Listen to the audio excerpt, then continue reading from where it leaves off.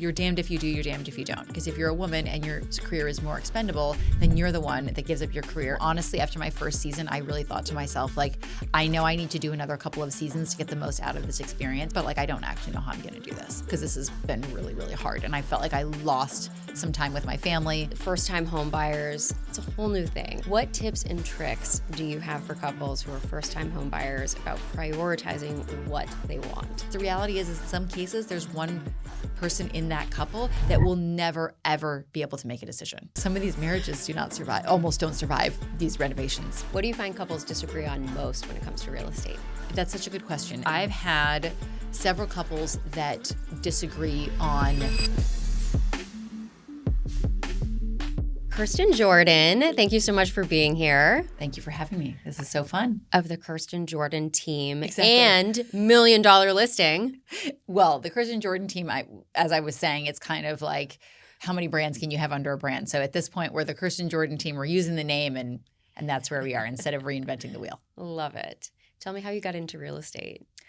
I started in real estate because I had been living in Italy after college, which is a longer story, but I decided to move to Italy after college. Yeah, it was a cool idea in theory, and I lived there for 2 years. And while I was living in Milan, I did a lot of odd jobs because I didn't really have the right visa and paperwork to do much. And then I got a job in sales, and this sales job was really just because I speak Italian, and I learned Italian when I was there. So I was effectively a translator for the guy who owned the company. And so we were selling licenses for designs for greeting cards and wrapping papers. So it means that we were literally selling pictures of Santa Claus and imagery that they were licensing for these different products. And so I traveled around Eastern Europe and Europe to sell these designs with this owner of the company. And what I learned is that I loved sales and I loved the follow-up and I loved the people. I just didn't love what you make in Europe, which is not very much. And so I came back to the US and I decided I would sell something that had a bigger ticket value. And that's real estate. So that's New York real estate, baby. Exactly. 100%. Are you from New York originally? Yes, I am technically, well, I was born in Minnesota, so not technically like born and raised here in New York, but I moved to Westchester, which is outside of the city when I was 10. And so that's kind of how I got going. You're one of New York's top producing agents. Tell us a little bit about what that's like. I have to say that this business is a really tough business and I love it. And it's the kind of thing where you're either in it and you love it and you're all in and you're really ready to just continue to pick yourself up again after things don't work out. Because really, if you're not getting rejected, you're not going after enough business, right? And so one of the things that I've really realized is, number one, I'm really focusing on quality talent. That's been one of the biggest parts of kind of keeping things going and making sure that we can sustain what's coming and the changes that are going on in the business and what that looks like. And then obviously because of the fact that the roles are it's such a 24/7, 365 days a year position or job, you really have to work with people that you can get up and talk to every single day, no matter what's happening. So it's been focusing on quality talent, focusing on at-bats, which is getting in front of new business all the time, and then really over-delivering for clients and having no problem getting ahead of bad news and having difficult conversations instead of hiding from the client is really where we are right now. And buying and selling real estate can be one of the most stressful experiences of someone's life. I know personally. How do you handle that? It's kind of like being real estate agent and therapist. The thing that I've realized, again, with difficult conversations is it is a lot about having no problem asking people difficult questions as well. Like, for example, at what number are you not a seller anymore? At what number are you willing to lose this apartment to somebody else or this house to somebody else? Do you, like in some cases, I'm dealing with some buyers right now where she is the one that has all of the money. She doesn't want his name on anything. They're married. And it's a conversation around, how do you want to structure this purchase potentially? Because, I don't know what your prenup looks like or what the back end looks of all of this. And honestly, sometimes you have to know really who the real decision maker is too and kind of figure that out so you know who you're calling first. And then obviously who's actually the owner or who's actually going to be the buyer. Wow. I want to get into couples in real estate in a minute, but first I want to talk about one of my favorite shows, $1 Million Listing. Oh, so you're a $1 Million Listing fan? I am. What was that like?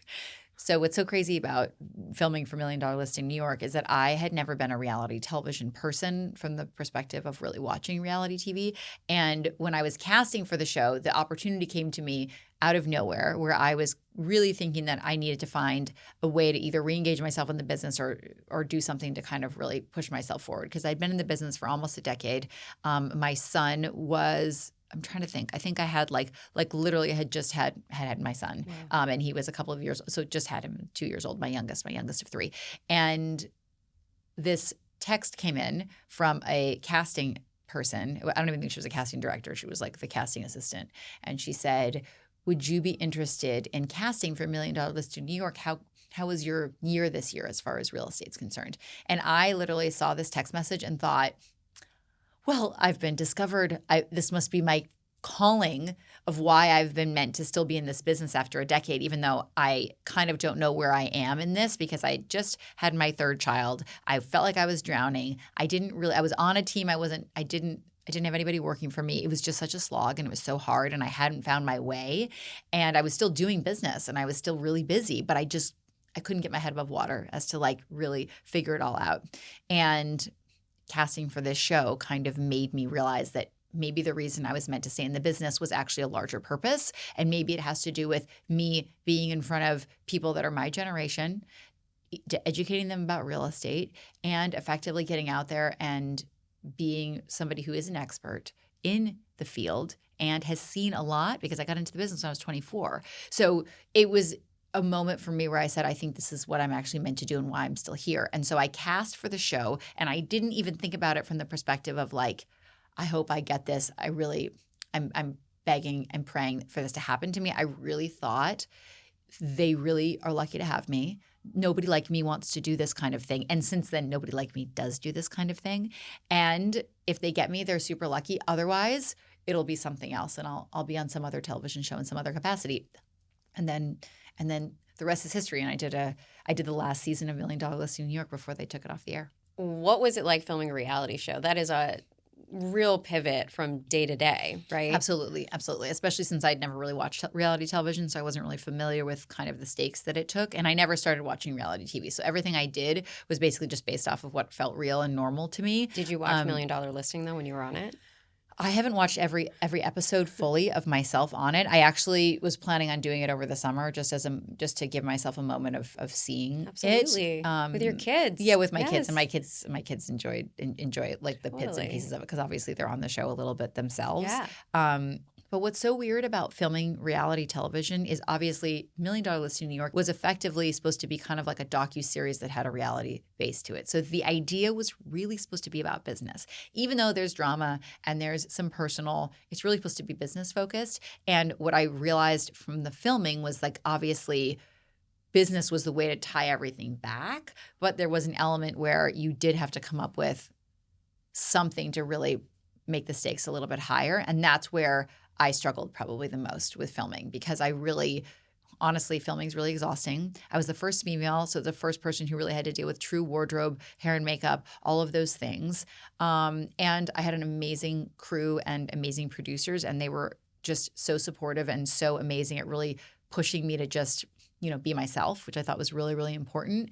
But it was something that it was really draining. And honestly, after my first season, I really thought to myself, like, I know I need to do another couple of seasons to get the most out of this experience from a business development perspective, from a building my personal brand perspective. But like, I don't actually know how I'm going to do this, because this has been really, really hard. And I felt like I lost some time with my family, some really important years with my kids and everything. And it's just because it's a tremendous amount of time, and then you actually effectively have to go do another huge portion of your job after you're done filming. You have to then go do your real job, right?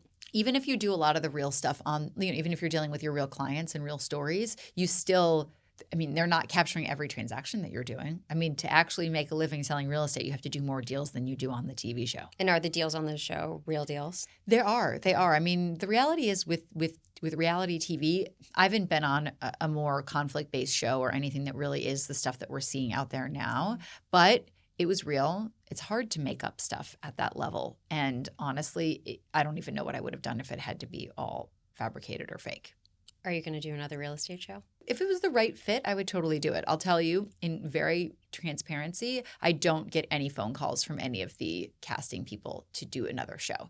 I think it's because of the fact that I'm probably a better fit for something else. I do obviously a lot of news appearances and a lot of thought leadership around real estate. I think that's probably where my angle is. I'd love the opportunity to be a judge. I'd love the opportunity to be in maybe a leadership role, but I'm probably a little bit, for lack of a better word, stiff for reality TV. No. I don't know. I think it was the kind of thing where it was a great experience, but I don't know where I fit into reality TV as it continues to exponentially go into the wilder future. Who was your favorite cast member?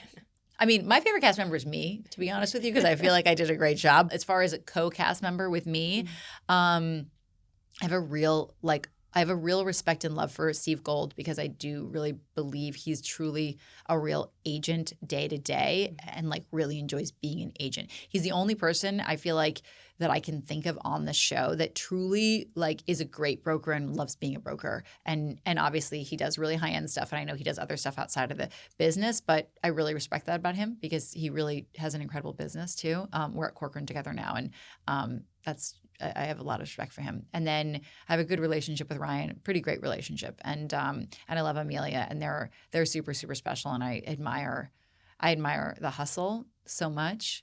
It's amazing how much work it is to be on TV and sustain a business. And I think a lot of people think you get on a show and then everything just is handed to you. But the reality is you have to really, for lack of a, ironically, if it's the reality is that in reality, you actually have to work really hard. Do you ever feel pressure to live up to that TV persona of Kirsten? What's really funny about the TV piece is I feel like it's a distant memory, the show itself, actually. Like when I think back to who I was then and who I am now, what's amazing about it is that it propelled so much growth in such a short period of time that I'm still actually processing how much growth it forced me to have, because in order to be ready for the show and capture all of the inbounds that you think you're going to get from the show, I felt like I had to build out a brand. I had to build out a team. I had to be ready to go. And that getting ready propelled my business anyway before the show even aired, which was huge. And what's amazing is people come to me still now and have all these questions about the show as if I filmed it yesterday. And I'm like, well, I started filming the show in February or late January of 2020, and we ended filming in July of 2021. That was like the May to June. That was a long time ago. But I think it still airs. It still airs. It airs all over the world. Yeah. And it's on Amazon Prime and iTunes and all of those different places. Yeah. And people still talk to me as if it's like we should talk about what Ryan did and what Frederick did and everything. And I'm like, that was a really long time ago. Like we're like living different lives. Like Ryan started a firm on the show. He has his own firm now. Obviously Frederick's never going to leave Elliman unless he's feet first, probably. I am at Corcoran now. I moved firms. You've got, Tyler, his firm was bought by the agency and he started his own thing out in the Hamptons. Steve is living out of the city, I think, and still does all of a huge business here in the city, obviously. Like everybody, like I think he has a second kid that wasn't on. We're like almost thinking to do a reunion because of the fact that it's like our lives are totally different. Is Frederick as eccentric in real life as he? Yeah, he really is. Okay. He truly is. I think both Frederick and Ryan do a really, really good job of conserving their energy off camera, something I didn't learn to do. And I felt like you had to be so on even if the camera wasn't really rolling, and that was so exhausting. And the two of them are good at stepping into it and conserving energy off camera somewhat. And it doesn't mean they're different people. It just means that like they know how to conserve their energy, which is something that you have to learn how to do to be in front of the camera that much. Definitely. How has the show changed your business? The thing that changed the most about my business was putting myself out there as a brand. And I didn't do that before. I had been dabbling in a scooch of social media before I was cast, and I hadn't done any of the talking head anything. I had really just had a couple of pictures of myself on my website. I think I had some pregnancy pictures of me in different listings. Like at one point we did this series where I was like pregnant in listings. This is 2017. Like I was taking pictures of myself in listings and talking about properties. And And that was it. I hadn't put myself out as somebody who was an expert and was comfortable on camera or anything like that. And that piece of my business gives me a lot of life, even though it's not necessarily directly something that you get paid for all the time, but it's something that builds a brand, and it is part of my brand now. And that's changed my business tremendously, because I do think gives me a lot more visibility, does effectively, from a collective consciousness perspective of marketing, bring us business as a team. And then I think it's also something that will propel me into other things in the future that I'm working on right now. That's the thing that's made it change the most. And then obviously it gave me the confidence to hire a team, put together a team, be a leader, all of those things that I waited and kind of held back to doing before. As we talked about before, buying real estate is really stressful generally, and especially for couples. It can be first-time home buyers. It's a whole new thing, right? Yes. What are they prioritizing? The kitchen, a renovation? What tips and tricks do you have for couples who are first-time home buyers about prioritizing what they want? The thing with buying a home, especially for newlyweds, or even we see a lot of engaged couples home shopping at the same time as they're like preparing for their wedding or anything like that, is it's very similar to the conversation. So I was used to, I guess I'm technically a Catholic, because I converted to Catholicism when I got married to my husband. And you do this thing when you're getting married called pre-Cana, which is where you spend time with like a priest, and you have a group of people, and you do some premarital kind of, I wouldn't call it counseling, but it kind of is, as a group of talking about marriage in the Catholic context. And one of the most amazing things about doing that is that it did force you as a couple to do some exercises together. And one of the things that they did bring up in our pre-Cana had to do with coming up with a really clear understanding of how you both want to deal with finances. And looking for a home is basically that same process under a microscope, because the truth is that you both need to decide what your non-negotiables are, the same way you need to do with your financial relationship. So it really has to do with, okay, if the non-negotiable for the wife is that she needs to be in a certain neighborhood, then the husband gets to pick a couple of other things that are his non-negotiables that will narrow the search. Otherwise, obviously, aside from budget, there's not that many other things that are going to narrow the search, but, budget and bedroom count and things like that. And so I encourage couples to pick a couple of non-negotiables, one or two at the most, and then the rest of it kind of has to be collaborative. And I do find that one of the biggest mistakes you can make when you're looking as a couple is to delegate the process too much to one spouse or future spouse, and then bring in somebody later for approval, especially when they're the decision maker. Because most of the time, the one with the purse strings can be the decision maker, but that's not always the case. And we do see in a lot of marriages, like, she's the decision maker, but he makes all the money, or she makes all the money, but he's the one that's doing, all the practical things at home. So effectively, he has a big say. There's right now we're seeing obviously a lot of different arrangements and relationships, right? And so the big piece of this is as much as you can have this journey go together, the better chance you're going to be to find a property that both resonates with both of you, that you can pull the trigger on and actually execute on. And the issue with this Monday morning quarterback version, where you bring in somebody that hasn't seen everything, and you try to explain to them and present to them that this property is an amazing value and it's an amazing opportunity and that you should jump on it even though there's multiple offers, means that like they have to catch up. And so if you've been seeing properties for 3 weeks, 3 months, 6 months without your spouse that effectively has to buy into it, you're setting yourself up for failure.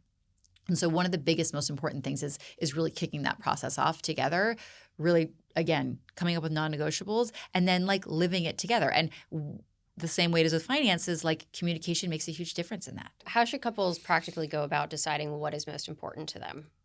The first thing they should probably do is start with like a mortgage broker and figure out how much money they can actually spend. Because the truth is a lot of couples can spend a lot of time on Instagram or on one of the aggregators like StreetEasy, Zillow, or anything else, thinking about what they want, right? And they can have an imaginary figure in their minds of what they can spend. And in some cases, they can spend more, but most likely they can't spend as much as they thought they could.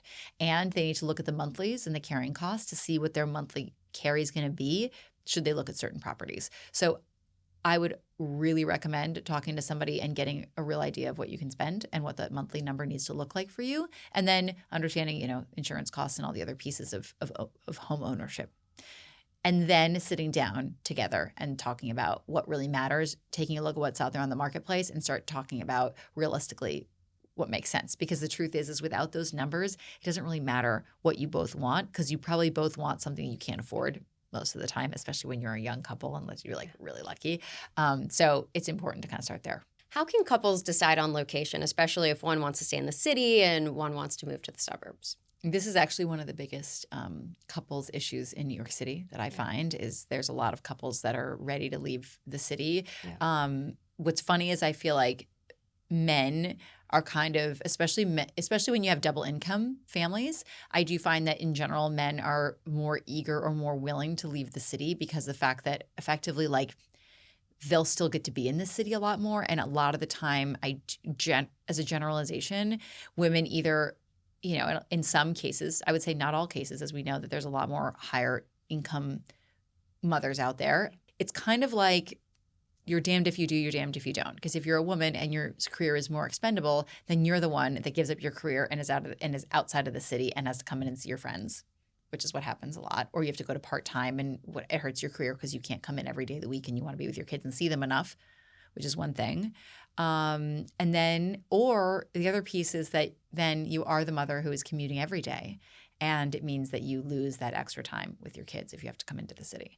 And personally, that's been something that is the reason we've stayed in the city, is because the fact that my business is very based in New York. And so I've said, listen, I really prefer seeing my children, having the ability to go to their activities in the middle of the day and things like that and still go back to work during the day or still go out to a showing and things like that. So I do really think there needs to be a real conversation around who's going to do what to who, how. Like, who's going to be the one taking the kids places and all of those things? How long are we going to live wherever we're going to live, whether it's in the city or out of the city? In a lot of cases, people wait until a certain age, like they wait until their kids can go to kindergarten because then they can go to the public schools outside of the city, things like that. But it's really just a real conversation around who's going to do what. And I think that a lot of couples have assumptions around what they're each going to do. And then when it comes down to practical life, it's not as easy to execute on those things. And that's where the conversation around where are we going to live, what are we going to do, needs to be serious and practical, in addition to obviously there's an emotional piece to all of this. But there needs to be a practical piece. And that's where it's never too early. And the communication around those life planning decisions is really important. It really is. And I think the reality is now, especially with how expensive it is to live in the suburbs, it's actually not a cost of living thing anymore. It's actually just a quality of life or sports for kids. There's a lot of that conversation happening because it's not cheaper to live in the suburbs anymore.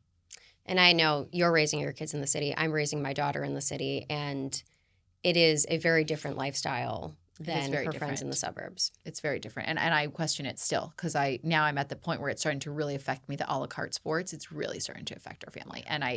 But as I would say, as an advice to a couple, if you can get on the same page about it, jump on it, because the reality is it's not a door that you can't walk back through. As you know, there's a lot of decisions out there that you can't walk back through the door. Whereas moving to the suburbs, there's plenty of people who come back if it doesn't work for you. What do you find couples disagree on most when it comes to real estate? That's such a good question as far as what couples disagree on most. I've had several couples that disagree on, it's really about who's the most aspirational in the couple. I think that there is always going to be one that kind of loves something glitzier and glamorous and more special and maybe has a vision of living in a penthouse or living in a big townhouse or something that gives them a little master of the universe vibe. And then the other side might lag behind. And that might be the one with the purse strings, might not. But ultimately, there's always going to be one that's a little more emotionally attached to the whole thing and one that's not. And that's where the biggest pull is that if you get attached and you haven't bought it yet, you can be really disappointed. And even though it's really important to fall in love with the home that you buy, and I do think that there's an emotional response to it, there's a piece where you have to kind of try not to get attached when you're out there looking, because until it's done, it's not done. And especially when you're buying your first home together, there's a lot of pieces that you need to work through to get it across the finish line. What advice would you give to first-time home buyers who are purchasing as a means to build wealth? I love the topic of real estate as a way to build wealth and also just in general, a way to diversify your portfolio. There, for example, New York City based women, there are a lot of people who effectively can't really afford to buy what they would comfortably live in as a home in New York City with their family, period. And they know that if they buy it, they're going to grow out of it so quickly that it's going to be a poor investment and they won't be able to recoup their costs or potentially have any chance of making any money on that investment. So what do you do then? That's the biggest question, because I personally believe that if you can buy a condo or a single family home as a purchase, if you know you need to eventually not live there, rent it out, flip it, whatever that is, buy something that's more liquid. That's my first piece of advice, which is the co-ops are much less liquid. And so if you plan on staying in that forever home, I'd buy a co-op because the fact that you get a lot more space for the money and potentially you're living with like-minded neighbors and you have a chance of preserving the asset best you can, as long as you feel like you understand your neighbors and you understand the scenario. Whereas if you are looking at this as potentially part of diversification of your portfolio, it's a piece that you're going to buy that you want to hold on to and you don't want to sell it, even if you grow out of it, then condos and single family homes are the way to go for sure. Or condops technically, which is a whole other category. But understanding real estate as an asset class is really important, because if you decide that because you can't afford what you want in the city that you're going to be able to live in for the next 3 to 5 years comfortably, I would say at a minimum, I'd like to see you live there for 5 years, then it's time to look outside of the city. And that can either mean buying an investment property in another part of the United States with a property manager, potentially through somebody who you trust and understanding the landlord-tenant laws, which is one thing, or buying a property outside of the city that you can use occasionally, and then potentially you can either do long-term Airbnb with, because the Airbnb laws have changed, or rent it out seasonally to somebody else so that you cover your costs, keep somebody living in there when you're not there, which is something that I personally have done. I have something outside of New York City and I keep at least during the school year, and that's worked very, very well for me. And what's great about that is there's a huge tax advantages to that. You're able to write off all the costs associated with maintaining that property. The income effectively almost comes in borderline tax-free because you can write off expenses and the interest and all of the things related to carrying that home, in addition to any travel you take to get there and all the maintenance related, any fixes and all of that. So that for me has been a great tax haven, in addition to the fact that it is something that you can effectively get income off of if you have the right structure. So I would say be open-minded, because real estate is an important asset class to understand and potentially invest in. In the United States of America, there are plenty of tax advantages to owning real estate. It is effectively the American dream, whether you like it or not. The way that the tax code is structured and the way that financing is structured is to encourage Americans to own their homes. And so if you can take advantage of that, you're going to win. And in the long term, I think mortgage rates will probably stay where they are for a fair amount of time. When they dip into the fives, everything we're going to see a frenzy. And if we get back into the fours again within the next 5 to 7 years, you can refinance that. But I would plan on holding, being where you are. But especially places like New York City could be a really good place to invest right now, because we have had several years of correction. And I do think we're kind of nearing the bottom on some properties and already have picked back up on others. I know so many couples who choose to rent in the city and buy an investment home and rent that out. And I think it's because they're unsure of whether or not it's the right decision to buy. What advice would you give them when they're deciding whether or not to buy a primary residence? If you're going to buy a primary residence in the city that you live in, I would definitely recommend trying to hold for at least 5 years. So the ideal for a primary residence is to buy something that you can live in literally as long as humanly possible. Because the objective here with buying a home and the way that the mortgages are structured and all of that is that you're going to fix your costs of living as long as you can. And so you can start to make more money. You can let the world go into massive inflation if you want to, and those costs stay fixed. So if you can buy a home that you can actively see yourself living in for the next 5 to 7 years, I would definitely consider buying a home for sure. The other part that comes with that, though, is you do need to plan on making the improvements necessary so that if you did decide to sell in 5, 7, or 10 years, that you've made improvements and you haven't just expected the property to appreciate without you doing the necessary maintenance and improvements that takes. With regards to buying outside of the city or buying a vacation home or a second home, I would definitely just the same way you would treat buying a primary residence, you need to know the market where you're buying. And what I really encourage all of my buyers to do, and my sellers, which is a whole other conversation, is to know the market.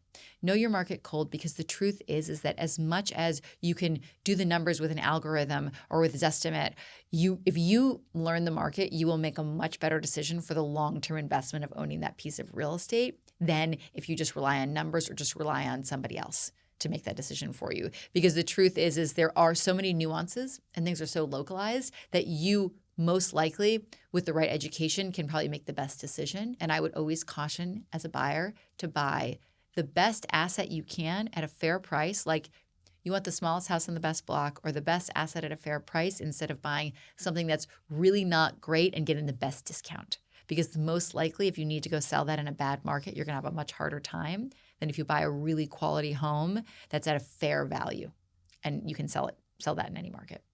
Do you see a lot of couples who try and do the fixer-upper thing where they're like, oh, we'll just put a bunch of money into it and do the work ourselves, and then realize they're over their heads? Right. They should be signing their HelloPrenup before that, because of the fact that most of the time that's really not. It's going to kill their marriage. I mean, some of these marriages almost don't survive these renovations. Yeah. Because they always go over budget, they always go over time, and the person, whoever's project managing it, even if you have a project manager, there's always somebody who's really on the hook of the couple, and that's what makes things difficult, is that they're the ones that end up having to pick up the pieces.